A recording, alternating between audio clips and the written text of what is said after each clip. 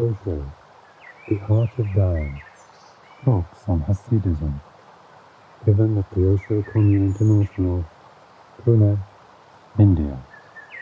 Discourse number 7.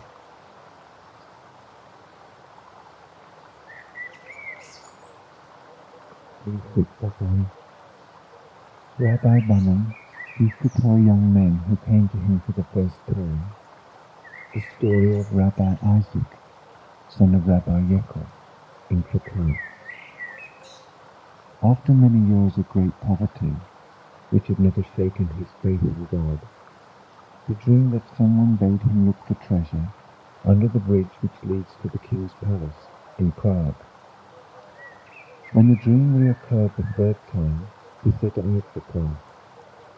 But the bridge was guarded day and night, and he did not dare start digging. Nevertheless, he went to the bridge every morning and kept walking around it until evening. Finally, the captain of the guard, who had been watching him, asked in a kindly way whether he was looking for something or waiting for someone. Rabbi Isaac told him of the dream which had brought him from a faraway country. The captain laughed. And so to please your dream, you wore out your shoes to come here, you poor fellow. And as for having faith in dreams, if I had had it, I should have had to go to Krakow and dig for treasure under the stove in the room of a Jew, Isaac, son of Yekel. That's what the dream told me. And imagine what it would have been like. One half of the Jews over there are called Isaac, and the other half Yekel. And he laughed again. Rabbi Isaac bowed, travelled home, dug up the treasure from under his stove, and built the house of prayer which is called Reb Isaac's Church. Rabbi Bunham used to add, "Take this story to heart and make what it says your own. There is some things you cannot find anywhere in the world, not even at the Sabbath, and there is, nevertheless, a place where you can find it."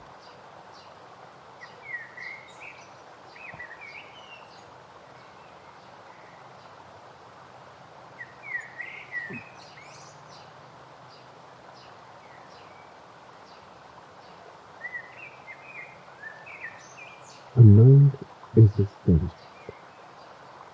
What Christ is first, the best spirit first, the hopeless first. Such first thinking one knows not what.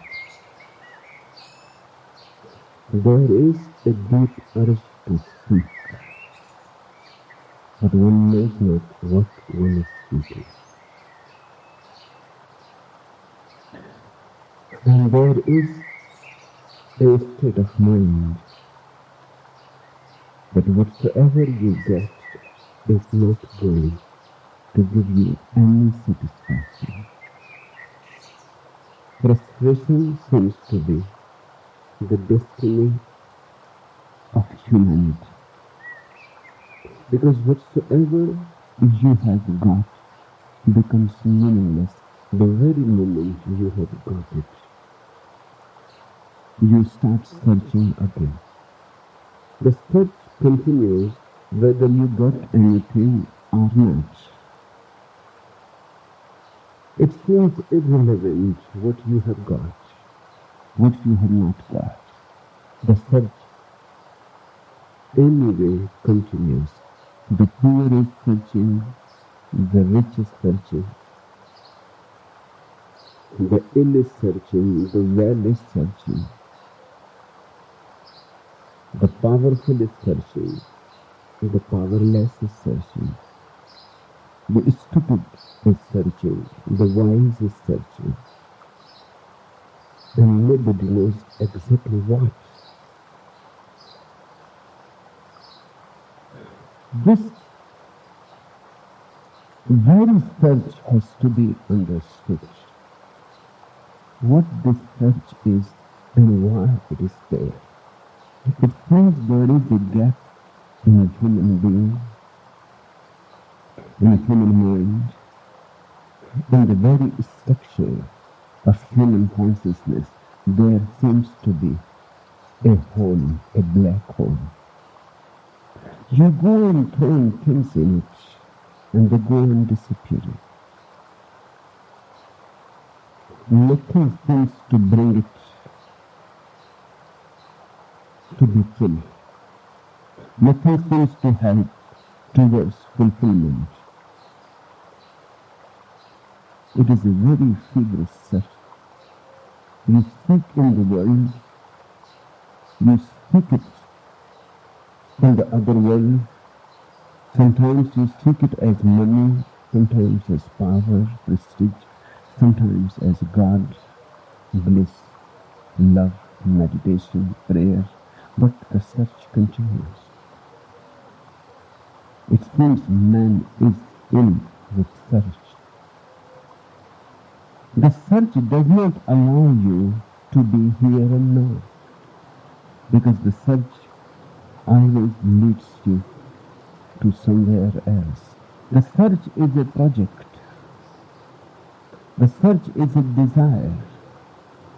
But somewhere else is what is needed.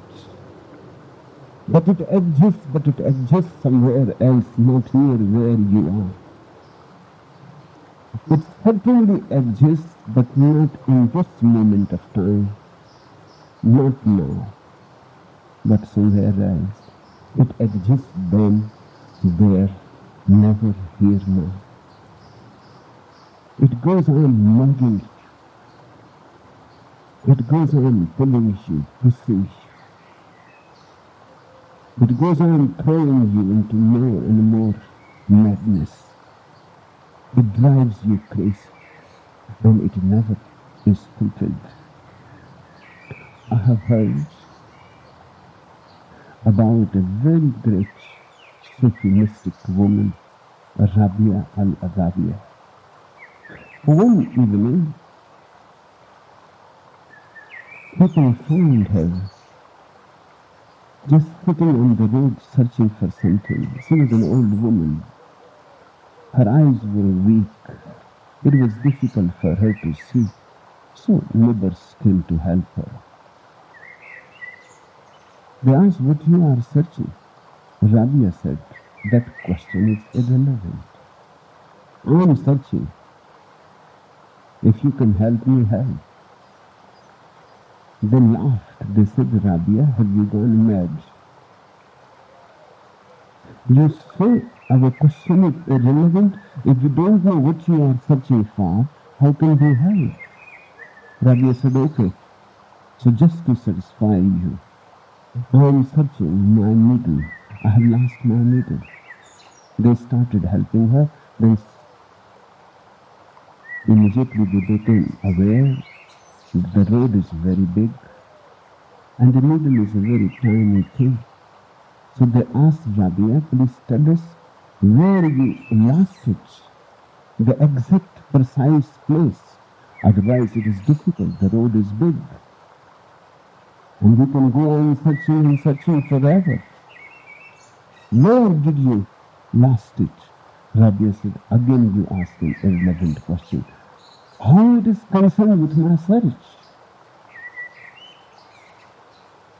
They stopped. They said, you have certainly gone crazy. Rabia said, okay, just to satisfy you, I have lost it in my house. They laughed. They said, then why you are searching here? And Rabia is reported to have said that because here is light and there is no light in. The sun was setting and there was a little light still on the road.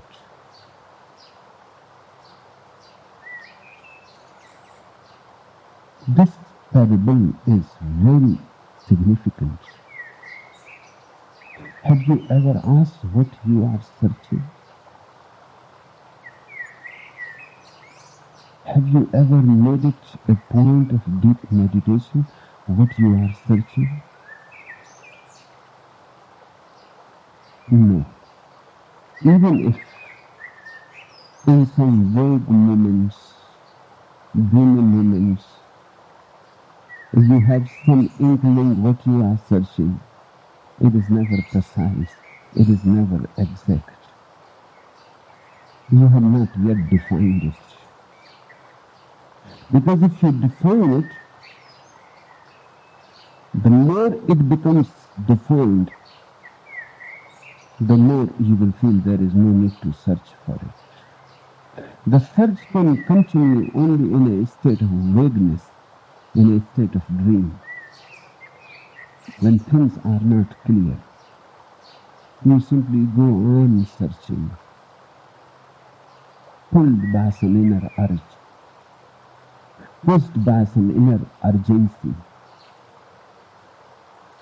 One thing you know, that you need to search. This is the inner need, but you don't know what you are seeking. And unless you know what you are seeking, how can you find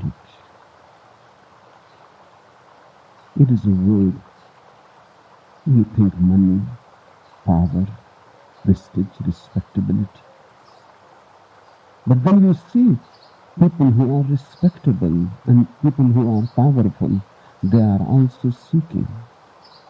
Then you see people who are tremendously rich, they are still seeking to the very end of their life. So richness is not going to help. Power is not going to help. The search continues in spite of what you have. The search must be something else. These names, these labels, money, power, prestige, these are just to satisfy your mind. They are just to help you feel that you are searching something, that something is still undefined. Very vague feeling. The first thing for the real seeker is, for the seeker who has become a little alert, aware, is to define the search, to formulate a clear-cut concept of it, what it is, to bring it out of the dreaming consciousness, to encounter it in deep alertness, to look into it directly, to face it. Immediately a transformation starts happening. If you start defining your search, you will start losing your interest in the search. The more defined it becomes, the less it is there. Once it is clear-cutly known what it is, suddenly it disappears. It exists only when you are not attentive. Let it be repeated. The search exists only when you are asleep. The search exists only when you are not aware. The search exists only in your unawareness. The unawareness creates the search. Yes, Rabia is right. Inside there is no light. And because inside there is no light and no consciousness, of course you go on searching outside. Because outside it seems more clear. Our senses are all extroverts. The eyes open outward. The hands move, spread outward. The legs move into the outside. The ears listen to the outside noise, sound. Whatsoever is available to you is all opening towards the outside. All the five senses moving in an extrovert way. Suddenly, you start searching there where you can see, feel, touch. Outside falls the light of the senses. And the seeker is inside. This dichotomy has to be understood. The seeker is inside, but because the light is outside, the seeker starts moving in an ambitious way, trying to find something outside which will be fulfilling. It is never going to happen. It has never happened. It cannot happen in the nature of things. Because unless you have first sought the seeker, all your search is meaningless. Unless you come to know who you are, all that you seek is futile. Because you don't know the seeker. Without knowing the seeker, how can you move in the right dimension, in the right direction? It is impossible. The first things should be considered first. So these two things are very important. First, make it absolutely clear to yourself what's your object. Don't just go on stumbling in darkness. Focus your attention on the object, what you are really searching. Because sometimes you want something else and you go on searching something else. So even if you succeed, you will not be fulfilled. Have you seen people who have succeeded? Can you find bigger failures anywhere else? You have the proverb that nothing succeeds like success. It is absolutely wrong. I would like to tell you nothing fails like success. The proverb must be invented by stupid people. Nothing fails like success. It is said about Alexander the Great that the day he became the world conqueror, he closed the doors of his room and started weeping. I don't know whether it really happened or not, but if he was a little intelligent, it must have happened. His generals were very much disturbed. What has happened? And they had never seen Alexander weeping. He was not that type of man. He was a great warrior. They had seen him in great difficulties, in situations where life was very much in danger, where death was very imminent. And they have not seen ever a tear coming out of his eyes. They have never seen him in any desperate, hopeless moment. What has happened to him now? And now, when he has succeeded, when he is the world conqueror, they knocked on the door. They went in. They asked, what has happened to you? Why you are crying like a child? He said, now that I have succeeded, I know it has been a failure. Now I know that I still exactly there, exactly the same place where I used to be when I started this nonsense of world conquerors. And the point has come so clear to me now, because there is no other world to conquer anymore. Otherwise, I would have remained in the journey. I would have started conquering another world. There is no other world to conquer. Now there is nothing else to do. And suddenly I am thrown to myself. A successful man is always thrown in the end to himself, and then he suffers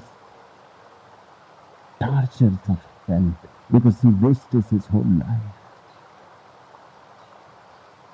He searched and searched. He staked everything that he had, and now he is successful, and his heart is empty, and his soul is meaningless, and there is no fragrance. There is no benediction. So the first thing is to know exactly what you are seeking. And I insist upon it because the more you focus your eyes on the object of your search, the more the object starts disappearing. When the eyes are absolutely fixed, suddenly there is nothing to seek. Immediately, your eyes start turning to yourself when there is no object for search. All objects have disappeared. There is emptiness. In that emptiness is conversion, turning in. You suddenly start looking at yourself. Now there is nothing to seek. A new desire arises to know who is this seeker. If there is something to seek, you are a worldly man. If there is nothing to seek and the question has become important to you, who is this seeker? Then you are a religious man. This is the way I define the worldly and the religious. If you are still seeking something, maybe in the other life, on the other shore, in heaven, in paradise, in moksha, it makes no difference. You are a worldly man yet. If all seeking has stopped, and you have suddenly become aware that now there is only one thing to know, who is this seeker in me? What is this energy that wants to seek? Who am I? Then there is a transformation. All values change suddenly. You start moving inwards. Then Rabia is no more sitting on the road and searching for a needle that is lost somewhere in the darkness of one's own inner soul.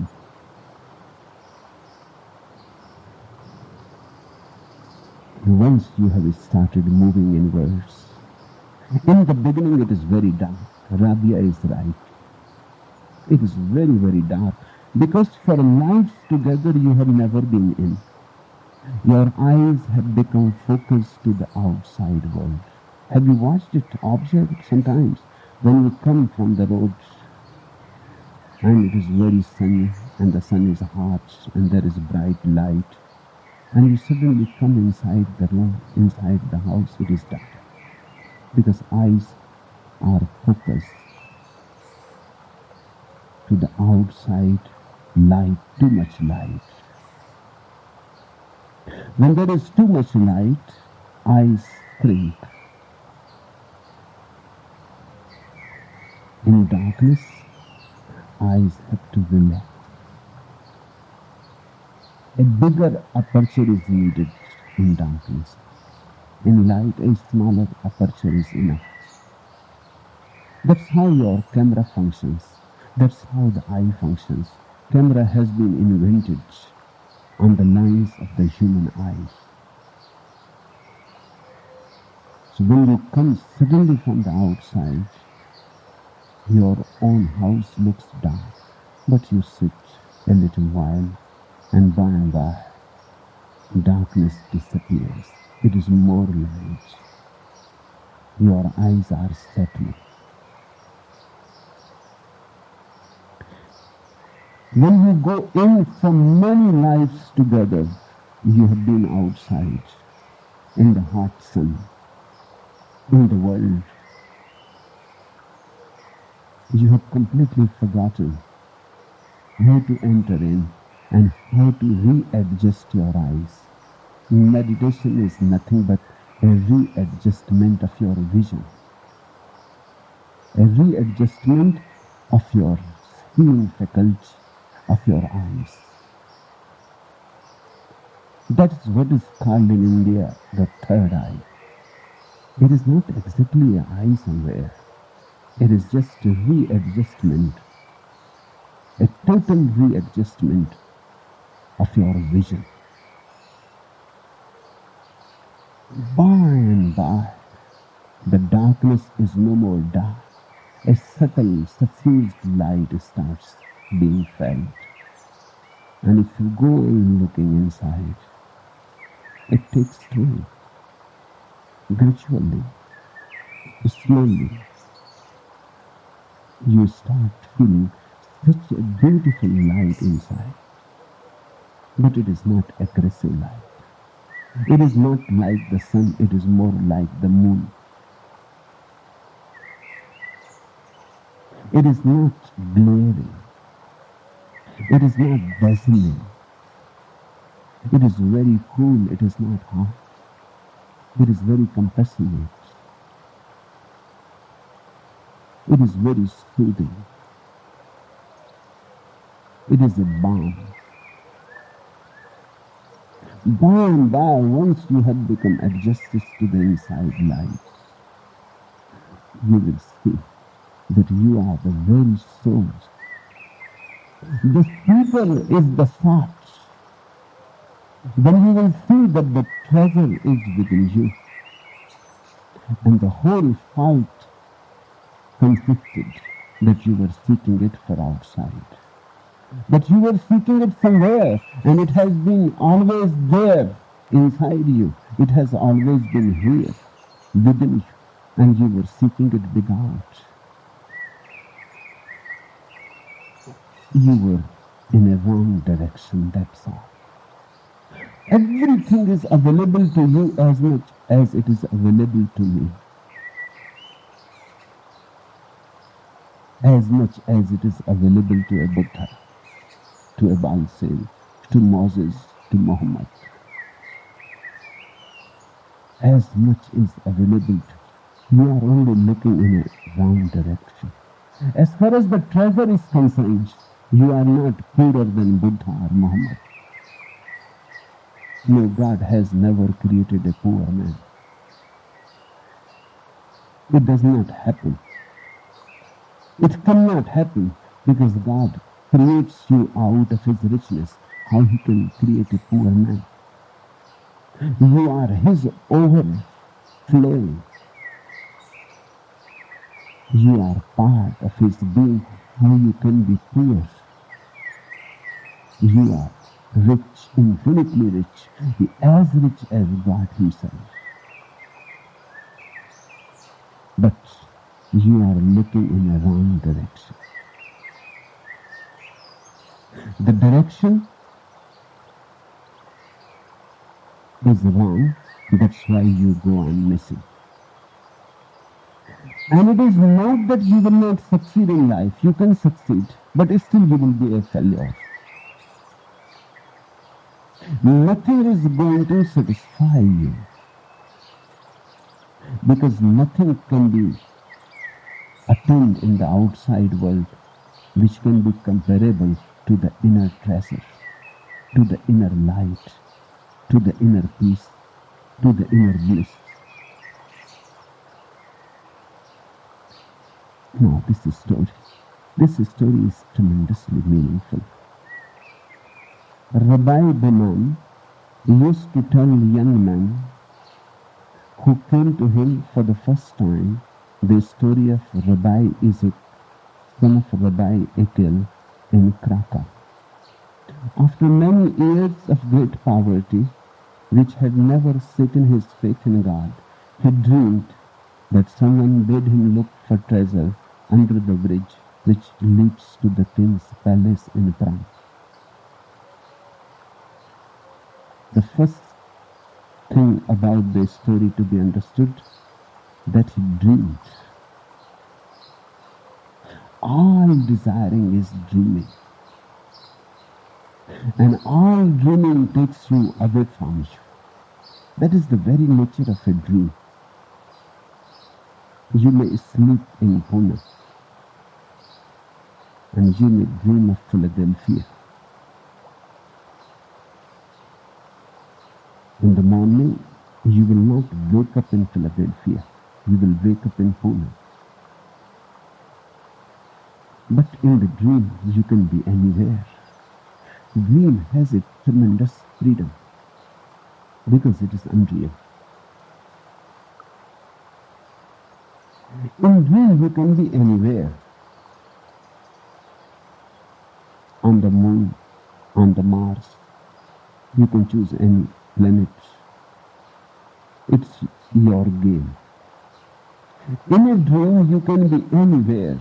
Only one thing you cannot be in a dream, and that is where you are. This is the first thing to be understood about the dreaming consciousness. If you are where you are, then the dream cannot exist, because then there's no point for the dream. Then there is no meaning in the dream. If you are exactly where you are, and you are exactly what you are, then how the dream can exist? Dream can exist only if you go away from you. You may be a poor man, and you dream about being an emperor. You may be an ordinary man, and you dream about yourself as extraordinary. You walk on the earth, you dream that you fly in the sky. The dream has to be a falsification of reality. The dream has to be something else than reality. In reality, there is no dreaming. So those who want to know the real, they have to stop dreaming. In India, we have divided the human consciousness in 4 stages. First, we call the ordinary waking consciousness. Right now, you are in the ordinary waking consciousness. What is an ordinary waking consciousness? You appear to be awake, but you are not. A little bit you are. But that little bit is so small that it doesn't make much difference. Yes, you can walk to your home. You can recognize your wife or your husband. You can drive your car. That little bit is only enough for this. It gives you a sort of efficiency. That's all. But it is a very small consciousness, exhausted very easily, lost very easily. Somebody insults you and it is lost. It is exhausted. Somebody has insulted you, you become angry. You are no more conscious. That's why after anger many people say, why I did it, how I did it, how I could do it. It happened in spite of me. Yes, they are right. It happened in spite of you because you lost your consciousness. In anger, in violent rage, people are possessed. They do things they will never do if they were a little aware. They can kill, they can destroy themselves. The ordinary waking consciousness is only waiting for name's sake. Deep down dreams continue. Just a small tip of the iceberg is alert. The whole thing is underneath, in darkness. Watch it sometimes. Just anywhere, close your eyes and look within. You will see dreams floating like clouds surrounding you. You can sit on the chair any moment of the day, close your eyes, relax, and suddenly you will see dreams have started.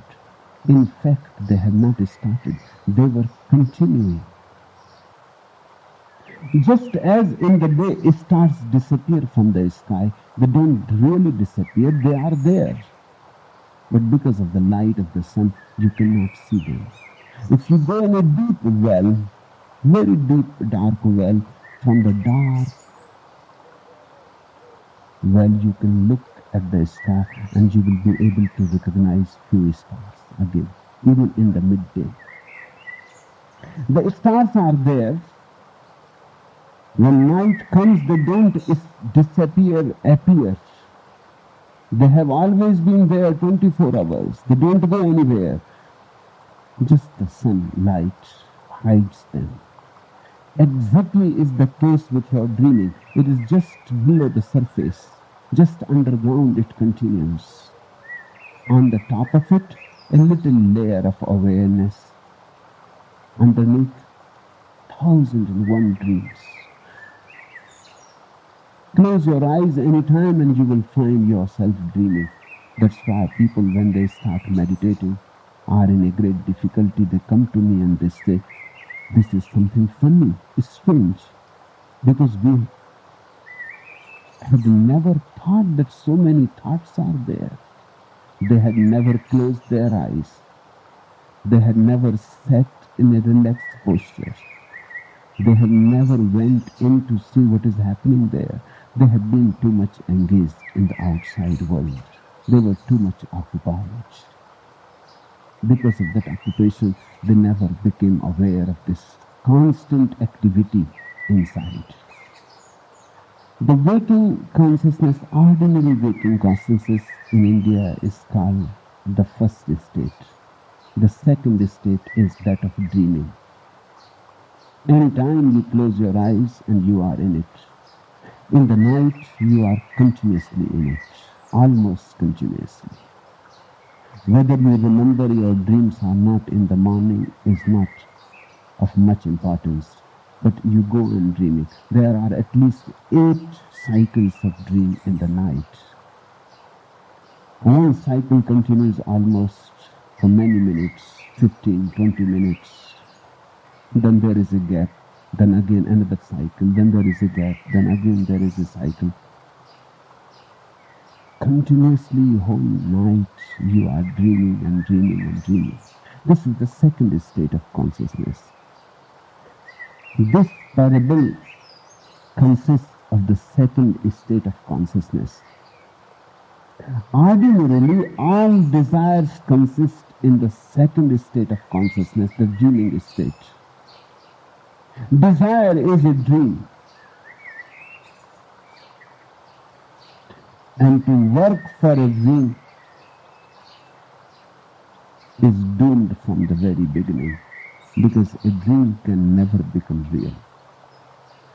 Even if sometimes you feel it has become almost real, it never becomes real. A dream by nature is empty. It has no substance in it.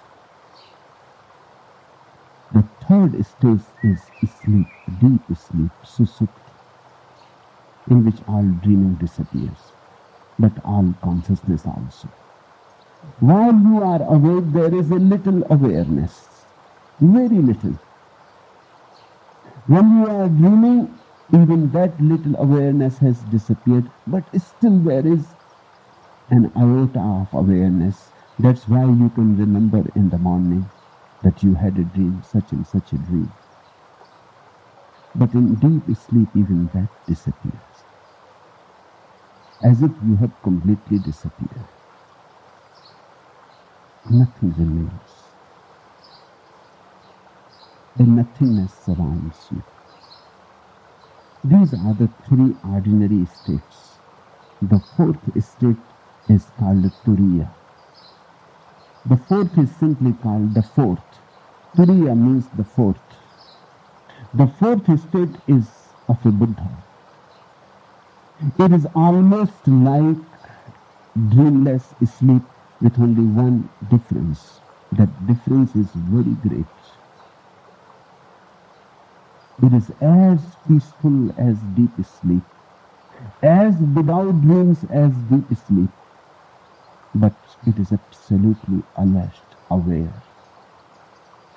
Krishna says in his Gita that a real yogi never sleeps. That does not mean that a real yogi simply sits in his room the whole night. There are few foolish people doing that too.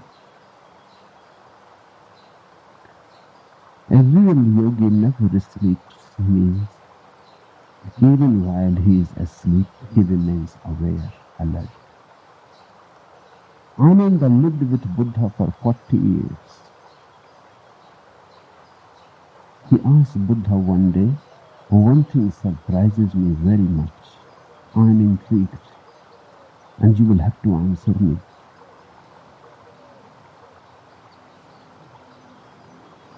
He said, "It is just out of curiosity, but I cannot contain it anymore.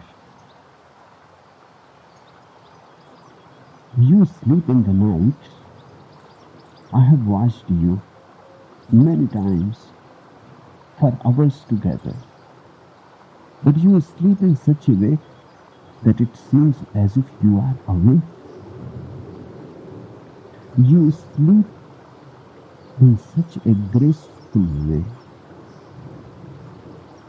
Your face, your body, everything is so graceful. I have seen many other people sleeping," he said. "They start mumbling. Their face goes through contrastations. Their body loses all grace. Their face becomes ugly. They don't look any more beautiful. Because all beauty has to be managed, controlled, practiced. In deep sleep, it will disappear." And one thing more, Ananda said, "You never change your posture. You remain in the same posture. Wherever you keep your hand in the beginning, you keep the whole night. You never change it. It feels deep down you are keeping absolutely alert." Buddha said, "You are right. That happens when meditation is perfect. When awareness penetrates your being so deeply that you are aware in all the four states. When you are aware in all the four states, then dreaming absolutely disappears. Because in an alert mind, dream cannot exist. And the ordinary waking state becomes extraordinary waking state. What Gurdjieff calls self-remembering. One remembers oneself absolutely each moment. There is no gap. The remembrance is a continuity. One becomes a luminous being. And deep sleep is there, but its quality changes completely. The body is fast asleep, but the soul is awake and alert, watchful. The whole body is deep in darkness, but the lamp of inner consciousness burns bright. This story says, after many years of great poverty, which had never shaken his faith in God, he dreamed that someone bade him look for treasure under the bridge which leads to the king's palace in Prague. After many years of great poverty, it is natural that one should start dreaming about treasures. We always dream about that which we don't have. Fast one day, and in the night you will dream about food. Try to force celibacy upon yourself, and your dreams will become sexual. They will have a quality of sexuality. That's why psychoanalysis says analysis of the dream is of tremendous import, because it shows what you are repressing. Your dream becomes a symbolic indication of the repressed content of your mind. If a person continuously dreams about food, about fish, that simply shows that person is somehow starving himself. Jaina monks always dream about food. They may say, they may not say. If you fast too much, you are bound to dream about food. That's why many religious saints become so afraid of getting into sleep. Even Mahatma Gandhi was very afraid to go into sleep. He was trying to reduce it to as less as possible. Religious people make it a point not to sleep too long. 4 hours, 5 hours at the most. 3 is the ideal. Why? Because once your bodily need of the rest is complete, your mind starts weaving, spinning dreams. And immediately the mind brings things which you have been repressing. Mahatma Gandhi has said that I have become a celibate as far as my waking consciousness is concerned, but in my dreams I am not a celibate. He was a true man in a sense, truer than other so-called saints. At least he accepted it, that in his dreams he is not yet celibate. But unless you are celibate in your dreams, you are not celibate. Because the dream says whatsoever you are repressing in the day, the dream simply brings it back to your consciousness. Dream is a language, a communication from the unconscious. The unconscious is saying, please, don't do this to me. It is impossible to tolerate it. Stop this nonsense. You are destroying my natural spontaneity. Allow me, whatsoever is potential in me, to flower. When a person represses nothing, dreams disappear. So a Buddha never dreams. If your meditation will go deep, you will find it immediately your dreams are becoming less and less and less. The day your dreams completely disappear and you attain to a clarity in your sleep, no clouds, no smoke, no thoughts, simple, silent sleep without any interference of dreams, then you have become a Buddha. Then your meditation has come to fruition. Psychoanalysis insists that the dreams have to be understood because man is very cunning. He can deceive while he is awake, but he cannot deceive when he is in a dream. A dream is truer. Look at the irony. A dream is more true about you than your so-called waking consciousness. Man has become so false. Man is so fake. Your waking consciousness cannot be relied upon. You have corrupted it too much. Psychoanalyst immediately goes to your dreams. He wants to know about your dreams. He does not want to know about your religion. He does not want to know about your philosophy of life. He does not want to know whether you are a Hindu or a Christian, Indian or an American. That is all nonsense. He wants to know what are your dreams. Look at the irony. Your dreams have become so real that your reality is less real than your dreams. You are living such a pseudo life, inauthentic, false, that the psychoanalyst has to go to your dreams to find few glimpses of truth. Only your dreams are still beyond your control. There are people who try to control dreams also. In East, methods have been invented to control even dreams. That means you are even not allowing the unconscious to convey any message to you. You can do that too. You can cultivate dreams if you work hard. You can start planning your dreams. You can give a story to your own unconscious to unfold in the dream. If you do it consistently and every day by and by, you will be able to corrupt the unconscious. For example, once a devotee of Krishna stayed with me. He said, I always dream of Krishna.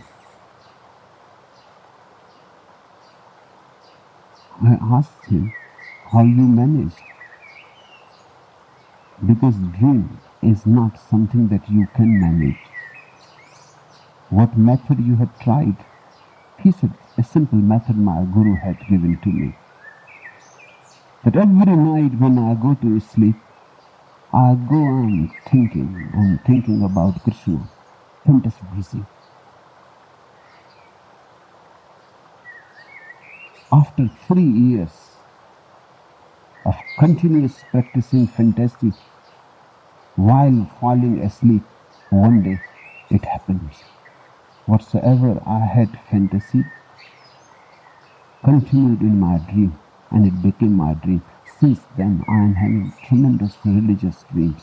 I said, you just go into details, because you may have managed the story, but the unconscious must be sending messages in the story itself. The unconscious can use your story to send its messages. You may have managed. He said, what do you mean? I said, you simply give me the content of your dream, detailed content. And he started telling me, and it was absolutely sexual.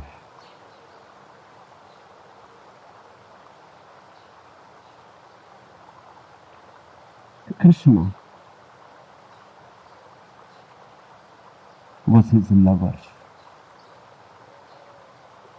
and he had become a male gopi.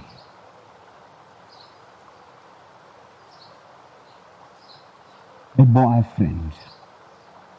The content was homosexual. And they were dancing together, kissing and being and loving each other. I said, you have simply changed the figure, but the content remains still. And my understanding is that you are a homosexual. He was very much disturbed and shocked. He said, what do you mean? Oh, you came to know about it. Your dream is a clear message. He said, he started crying and weeping. He said, from my very childhood, I had never felt attracted towards women. I was always attracted towards men. And he said that I was thinking that it is a good help because women will distract me from my path. Now the homosexual content has entered into his religious story. Now Krishna is nothing but a homosexual partner. He became very much disturbed. On that very night, the dream disappeared, and a pure homosexual dream entered. He said, what you have done to me? I said, I have not done anything. I have simply made your message clear to you. You can even fabricate a story, but that doesn't matter. The inner content remains the same. You just see, you go to a person who is not religious. You will find in Indian homes, in bachelors' homes, nude pictures of women. The man is not religious. But you go to a religious man. He may have beautiful pictures of gods and goddesses, but just look at the content, at the detail of it. Whether it is a film actress or whether it is a goddess makes no difference. Just look at the breast. they will indicate you exactly the same content. The story is different. Somebody has a picture of a goddess on his wall, and somebody has Elizabeth Taylor or somebody else's picture, or Sophia Loren. That makes no difference. Whether you call her a goddess or you call her a film actress makes no difference. Look at the detail and you will see what that man is hankering after. You can even manipulate your dreams. You can even destroy the purity of your unconscious messages, but still the unconscious will go on giving you messages. It has to give. It has to be clear to you because you are destroying your own nature, your own spontaneity. Now this dream happened after many years of great poverty.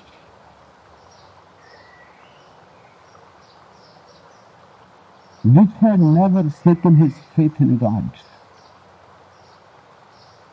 He dreamed that someone bade him look for treasure under the bridge which leads to the king's palace in Prague.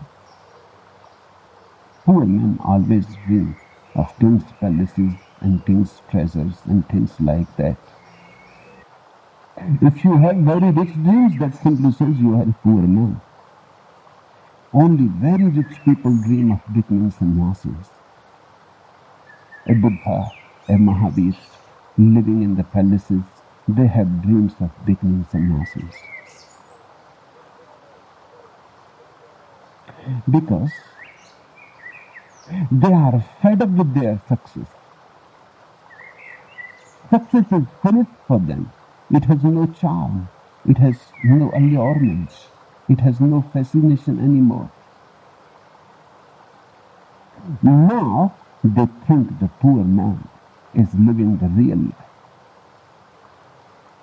Now they start seeking somewhere else where they are not. But always the dream goes somewhere else. The rich man thinks the poor is having the real life. And the poor man thinks the rich is having the real life. But the fallacy is the same. They both think real life is somewhere else where I am not. Somehow I am always excluded from the real life. Somebody else is enjoying it. Life is happening always somewhere else.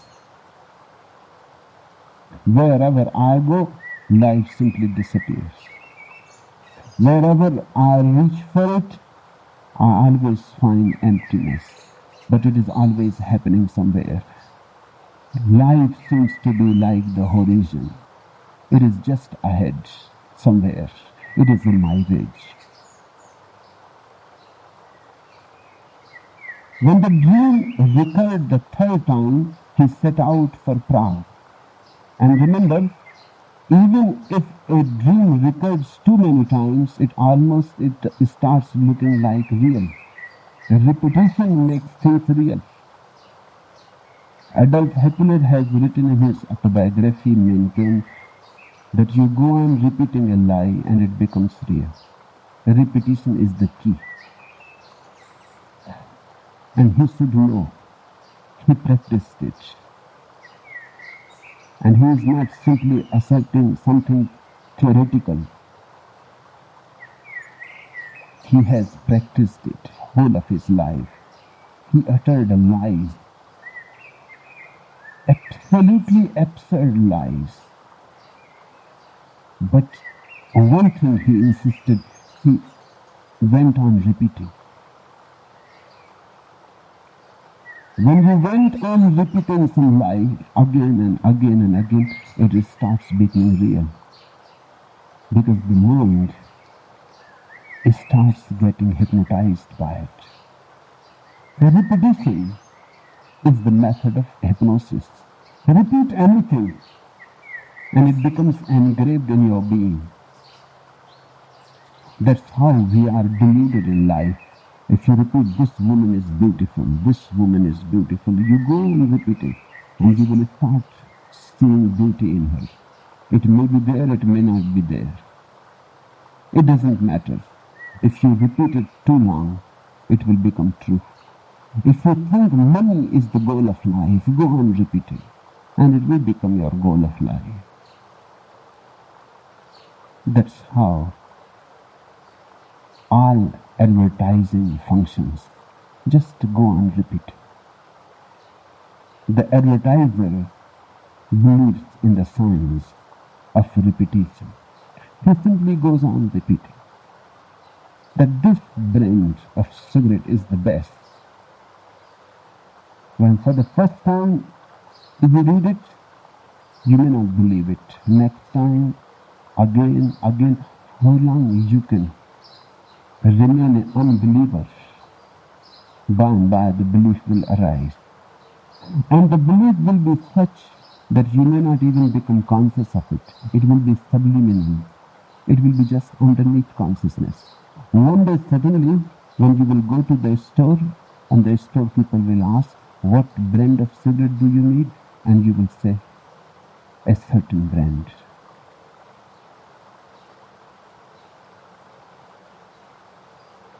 That repetition worked. It hypnotized. That's how religions have been functioning in the world, and the whole politics depends on it. Advertisements. Go on repeating to the public. And don't be bothered whether they believe or not. That's not the point. Hitler says there is only one difference between truth and lie. The truth is one lie that has been repeated too often. And man can believe any lies. Man's gullibility is infinite. Man can believe in hell, man can believe in heaven, man can believe in angels, man can believe in devils, man can believe in anything. Just you go on repeating. And there is no need to argue. An advertisement never argues. Have you observed the fact? There is no need to argue. The advertisement simply pursues you. It never argues. An arguer may not be able to convince you, but a person who pursues you, who simply goes on throwing soft suggestions at you, not direct arguments. Because when somebody argues with you, you may become defensive. But if somebody goes on simply hinting at certain things and not in any direct way, just supposing, you are more prone to be convinced by it. Dream functions that way. Dream is a self-man. Dream simply goes on repeating itself. It never argues. It simply insists being repeated. Too often repeated, one starts believing in it. When it happened twice, he set out for Prague. He started believing in its reality. But the bridge was guarded day and night, and he did not dare start digging. In the world there is too much competition, and every place is guarded, and every object has to be fought for. It is not easy. This is something very strange in this world. Nothing is meaningful, and for everything you have to fight too much. Nothing seems to be significant, but much competition, much conflict. Because everybody is rushing towards it, that creates the trouble. Not that there is something in it. There is nothing in it, but everybody is trying to rush towards it. Everybody is hungering for everybody else's place. That's why the world is so crowded. In fact, it is not so crowded as it seems. Look, we are sitting here. Everybody is sitting in his own place. This place is not crowded at all. But suddenly a frenzy gets hold of your mind and everybody starts trying to reach into another's place, then this place will be crowded. Right now you are sitting religiously, then you will be rushing at each other politically. Right now you are satisfied with the place you have and you are not hankering for anybody's place, at least not in this Chuangtzu auditorium. But if you start pushing yourself into others' places, others will become defensive. They will start pushing. A fight, a war will ensue. Why there are so many wars in the world? The reason is this, that everybody is trying to have another's territory.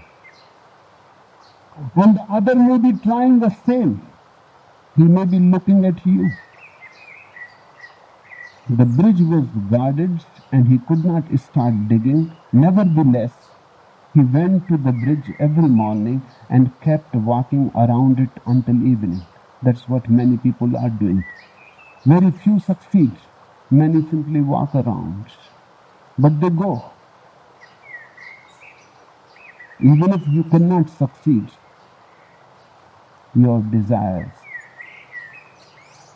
your hopes are continuously there. At least you can go at the place near the palace. You can simply walk around. The whole day from morning to evening he was walking around. That's what many people are doing. Waiting for some miracle to happen. Someday maybe there are no guards. Someday maybe there is a holiday. Someday there is a possibility to dig. One waits and one goes on waiting. It never happens. But one's whole life is wasted in waiting. Nevertheless, he went to the bridge every morning and kept walking around it until evening. Finally, the captain of the guards, who had been watching him, asked in a kindly way whether he was looking for something or waiting for someone. Rabbi Isaac told him of the dream which had brought him from a faraway country. The captain laughed. And so to please your dream, you wore out your shoes to come here, you poor fellow. And as for having faith in dreams, if I had it, I should have had to go to Krakow and dig for treasure under the stove in the room of a Jew, Isaac, son of Akel. That's what the dream told me. And imagine what it would have been like. One half of the Jews over there are called Isaac and the other half Akel. And he laughed again. Rabbi Isaac bowed, traveled home, dug up the treasure from under his stove, and built the house of prayer which is called Reb Isaac's Shul. It is a beautiful story and very true. That's how it is happening in life. You are looking somewhere else for that which is already there within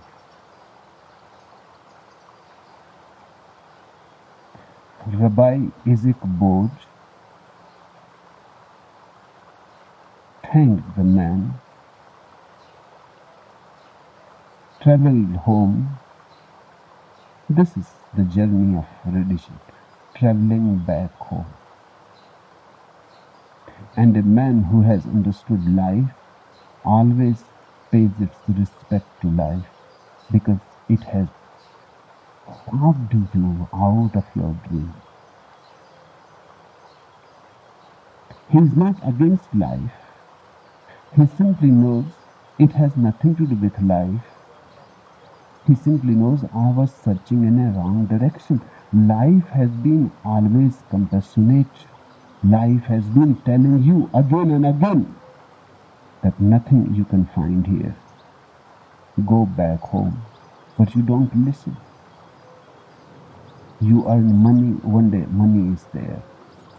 And life says to you now what you have got. But you don't listen. Now you think you have to put your money into politics. You have become a prime minister or a president. Then everything will be okay. One day you are a prime minister. Life says again what you have got. You don't listen. You go on thinking of something else and something else and something else. Life is vast. That's why many lives are wasted. But don't be angry at life. It is not life that is frustrating you. It is you who are not listening to life. And this is our call, a criterion, a touchstone. If you see some saint who is against life, bitter against life, know well, he has not understood yet. Otherwise, he will bow down to life in deep respect, reverence, because life has awakened him out of his dreams. Life is very shocking. That's why life is painful. The pain comes because you are desiring something which is not possible. It doesn't come from life. It comes from your expectations. People say man proposes and God disposes. It has never happened. God has never disposed anybody. But in your own proposition, you have disposed yourself. Listen to God's proposition. Keep your propositions to yourself. Keep quiet. Listen what the whole is willing. Don't try to have your private goals. Don't try to have your private desires. Don't ask anything individually. The whole is moving towards its destiny. You simply be part to it. Cooperate. Don't be in a conflict. Surrender to it. And life always sends you back to your own reality. That is why it is shocking. It shocks you because it doesn't fulfill your dreams. It is good that life never fulfills your dreams. It always goes on disposing in a way. It gives you 1,001 opportunities to be frustrated so that you can understand that expectations are not good and dreams are futile and desires are never fulfilled. Then you drop desiring, you drop dreaming, you drop proposing. Suddenly you are back home and the treasure is there. Rabbi Isidbod traveled home, dug up the treasure from under his store, and built the house of prayer which is called Reb Izik's school. The treasure has always been waiting there under his store. He had dreamed in the same room that the treasure is somewhere near the palace of the king in Prague. And it was just there. It was just there to be dug into his own room, into his own house. This is very indicative. Your treasure is also in your own being. Don't look for it somewhere else. All palaces and all bridges to the palaces are meaningless. You have to create your own bridge within your own being.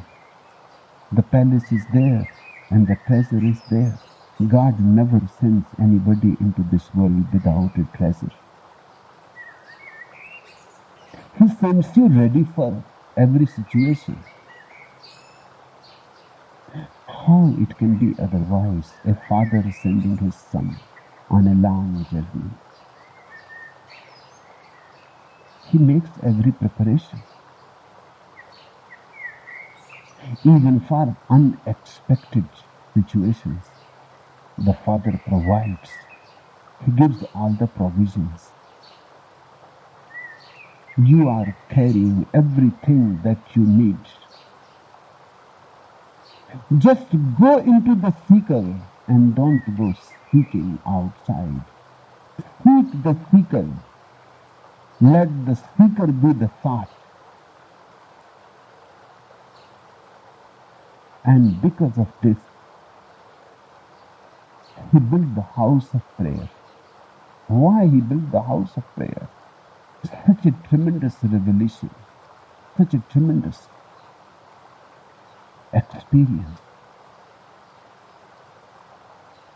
that God has put the treasure where I have always lived. I was poor because of myself. I was not poor because God wanted me to be poor. As far as He is concerned, I was a king, always a king. Because of this understanding, He made a prayer house, a temple out of this treasure. He used it well. Whenever somebody comes to his innermost treasure, prayer arises. That is the meaning of this story. That he made a house of prayer which is called Red Ezekiel. Whenever you understand the grace of God, the compassion, the love, what else you can do? A great prayer of thankfulness arises into your being. You feel so overpowered by His love, overwhelmed. What else can you do? You simply bow down and you pray. And remember, if you pray to ask for something, it is not prayer. When you pray to thank Him for something, only then it is prayer. Prayer is always a thanksgiving. If you ask something, then the prayer is still corrupted by desire. Then it is not prayer yet. It is still poisoned by dreaming. A real prayer is only when you have attained to yourself, when you have known what God has given to you already without your asking for it, when you realize what you have been given,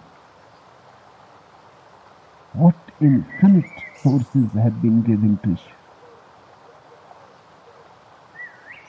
a prayer arises. You would like to say to God, thank you. There is nothing else in it but a pure thank you. When a prayer is just a thank you, it is prayer. Never ask anything in a prayer. Never say, do this, do that, don't do this, don't do that. Never advise God. That shows your irreligiousness. That shows lack of trust. Thank Him.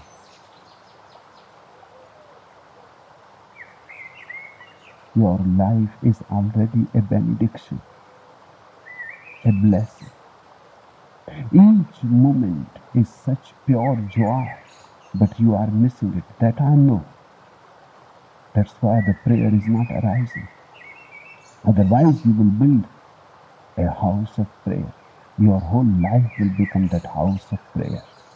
You will become the temple, His throne. His song will burst from your being. He will flower in you, and His fragrance will spread to the winds. It is not happening because you are missing something. And you are missing not because of him, you are missing because of you. If you desire and you think somewhere else is the treasure, you move in the future. Future is needed because you desire. Future is a byproduct of desiring. How you can project desire in the present? The present is already here. You cannot project any desire in it. The present does not allow desire. The present, if you desire, is gone already. You can desire only in the future, only in the tomorrow. This has to be understood. Desire is always in the future, and future is never there. Future is that which is not, and desire is only in the future. And desire comes out of the past, which is also not. Past is gone, future has not come yet. Desire comes out of the past because what you desire, you must have known somehow in the past. How can you desire something absolutely new? You cannot desire the new. You can only ask for some repetition. You had some money, you may ask for more, but money you know. You had some power, you ask for more, but power you know. Man cannot desire the unknown. The desire is just a repetition of the known. Just look at it. You have known it, and you are not fulfilled, and you are again asking it. And you think you will be fulfilled. At the most, you can ask for more quantity. But if 1 rupee is not fulfilling, how 10,000 rupees can be fulfilling? If 1 rupee is unfulfilling, 10,000 rupees will be 10,000 fold more unfulfilling. That is simple logic. If 1 woman has not fulfilled you, then 10,000 women are not going to fulfill you. If 1 woman has created such a hell, then 10,000 women, just think. It is a simple arithmetic, you can solve it. You can ask only out of the past, and you can ask only in the future, and both are non-existential. That which exists is the present. This very moment is the only moment there is. You cannot desire it. You can just be in it. You can just enjoy it. And I have never come across a person who can be miserable in the present. You will be surprised. Many times people come to me and they say they are very miserable, this and that. And I say to them, close your eye and right now find it out whether you are miserable or not. They close their eyes, they open their eyes, they say, right now I'm not miserable. Right now nobody is miserable. There is no possibility. It is not allowed by the nature of things. This very moment, are you miserable? This very moment. You may have been miserable a moment before. Okay, that is right. Or you may be miserable a moment afterwards. That too is allowed. But this very moment, between these two non-existential moments, are you miserable? Nobody has ever been. This moment is always of pure benediction. This moment is always of joy, of tremendous delight. This moment is God's moment. The past is yours, the future is yours. The present is God's. We divide time in 3 tenses, past, present, future. We should not divide that way. That division is not right. Time is divided between past and future. The present is not part of time, it is part of eternity. God has no past, remember. You cannot say God was. God has no future. You cannot say God will be. God has only one tense, present. God is. God always is. In fact, God is only another name for the isness of existence. Whenever you are also in the moment, whenever you are also in this isness, you are happy, blessed. A prayer arises. You become a prayer. You should become Rab is its son. You should become a prayer son. Rabbi Bunam used to add, take this story to heart and make what it says your own. There is something you cannot find anywhere in the world. Not even at the Zadaks. And there is nevertheless a place where you can find it. Zadik means the master. The word Zadik comes from a Hebrew root which means the pure, the purest. Purity itself. The Zadik means the master who has attained to his presentness, who is no more in the past and no more in the future, who is just here now, who is just a presence. To be in the presence of a master is to be just in the presence of a presence. That's all. And to be in the presence of a master can help you to be present. Because his presence can become infectious. But Rabbi Bunam says, there is something you cannot find anywhere in the world, not even at the Zadiks. He says, there is something which you cannot find anywhere, not even in the presence of a master. But don't feel hopeless. There is nevertheless a place where you can find it. And that place is you. And that time is now. In fact, the Zadik, the master's effort is nothing but to turn to your presentness, to make you available to God, or to make God available to you. This presentness cannot be taught, but it can be caught. Hence the value of satsang, of being in the presence of a Zadik, of a master, of a guru. Just to be there doing nothing. In fact, a master is doing not anything. He is just there. A master is a prayer. A constant thankfulness. With each breath, he is thanking God. Not verbally. His very breathing is a thankfulness. His each beat of the heart.